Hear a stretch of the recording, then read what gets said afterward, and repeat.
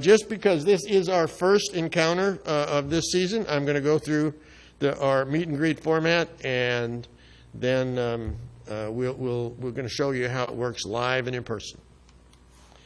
You know, we have a goal, and it's really interesting because the Canyon Country Advisory Committee, which was originally formed as the Canyon Country Better Than Ever Committee in 1997, has always been around and was sponsored by the city.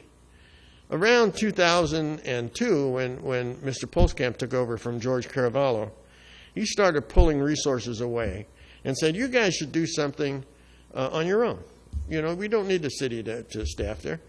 So we thought about it. We went away and we said, you know, he's probably right. We'll have a city council debate. Boy, did that blow him away. So we did that in 2006, and the Duns, who aren't here tonight, they actually videoed it for me. So we decided to go do that. But in doing it, realize the Canyon Country Advisory Committee is a nonpartisan group.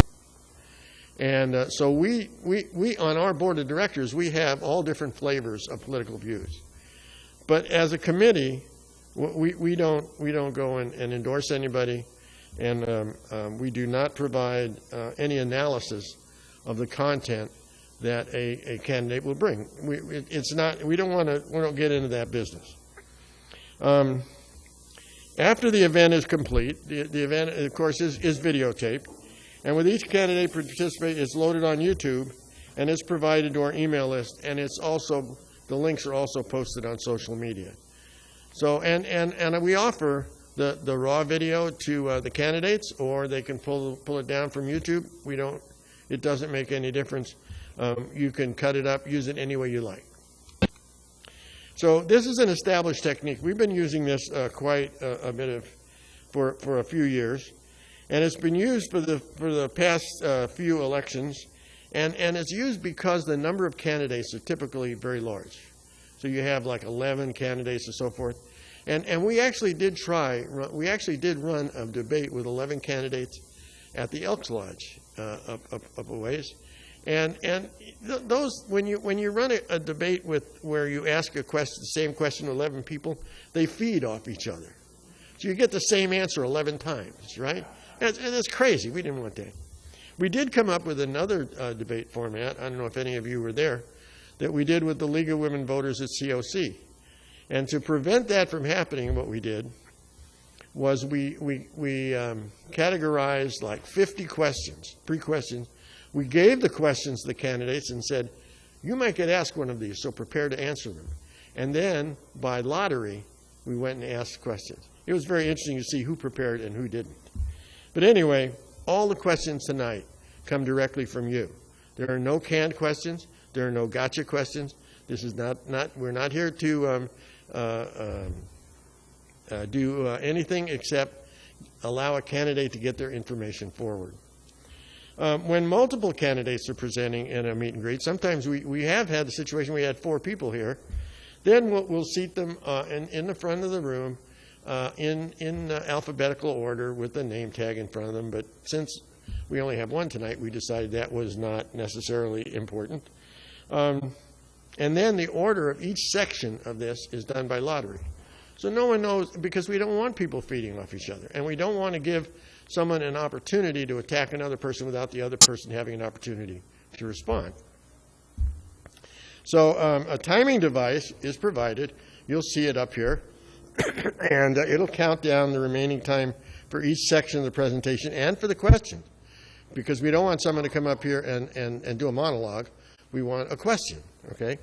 And the time remaining will be visible to both the candidate right here in front of her, or it'll be on the screen, and you can see exactly what's going on. Candidates and questioners are asked to please respect the time allocated. Tonight, here's the way it's going to work. We're going to introduce Selena. She will have 5 minutes to introduce herself, and provide whatever other information she wants to about her campaign. Then each candidate is allotted 20 minutes for questions and answers directly from the audience.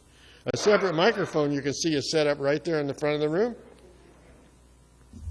People can walk up and ask one question. All right? Now, and 1 minute is allocated for each member to ask that question. Now, if you have another question, you just have to wait your turn again. We don't want someone up here asking 50 questions and not give anybody else a chance.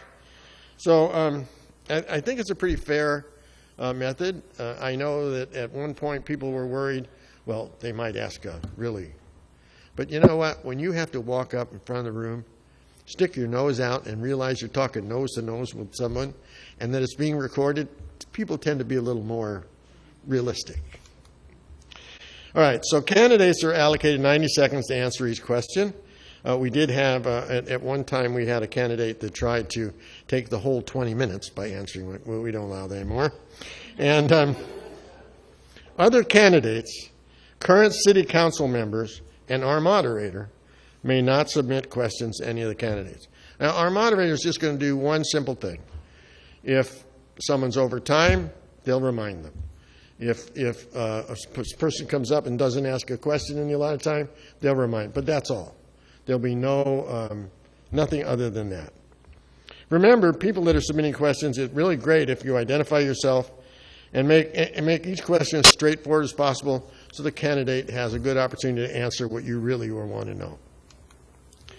At the conclusion of the question and answer session, each candidate is given another 5 minutes to sum up what they think happened, and again, it's free form. Normally we get a plea for a vote at that point as well. So please note, due to video considerations, candidates are required to stay at the podium during their presentations. All microphones are hot throughout the whole meeting. So if you don't want anybody to hear something, don't say it. Okay? And candidates are not allowed to post banners or signs, but there's a table in the back, and they're allowed to put whatever candidate information they want. By the way, in last time we went through this, or in previous times we went through this, candidates have come back to watch other candidates. That's perfectly acceptable. And if you want to put your candidate information back there as well, that's acceptable too. It's not a big deal, but you can't ask the other candidate questions. Okay, so if you're not on our email list and you want to get all these links, please sign up and we'll take care of you. So are there any questions about this format? No? Have I been pretty clear? Okay.